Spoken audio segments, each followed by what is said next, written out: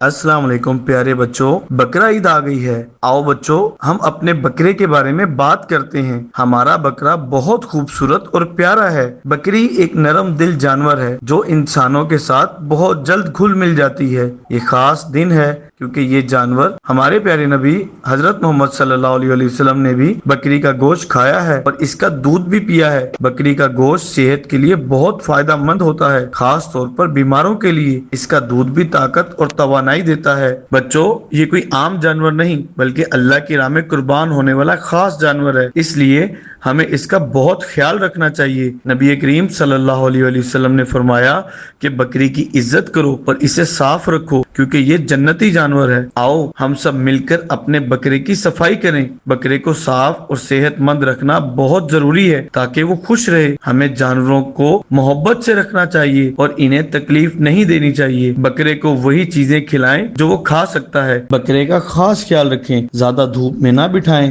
اور نہ ہی گیلی جگہ پر رکھیں ورنہ وہ بیمار ہو سکتا ہے۔ صفائی نصف ایمان ہے، اس لیے ہمیں بکرے کی جگہ ہمیشہ صاف رکھنی چاہیے تاکہ بدبو نہ آئے اور محلے والے بھی خوش رہیں۔ جب ہمارا بکرا خوش ہوتا ہے تو وہ ہمیں بھی خوشی دیتا ہے۔ اس کی دیکھ بھال میں ہمارا دل بھی خوش ہوتا ہے۔ آؤ بچوں، مل کر اپنے بکرے کو پانی دیں، دانا کھلائیں اور اس کے ساتھ محبت سے پیش آئیں۔ یہ خاص دن ہمیں سکھاتا ہے کہ ہم جانوروں سے محبت کریں اور ان کا خیال رکھیں۔ تو بچوں، بقرہ عید کا جشن مناتے ہوئے اپنے جانوروں کی خدمت کریں اور عید کی خوشیاں بانٹیں۔ خدا حافظ۔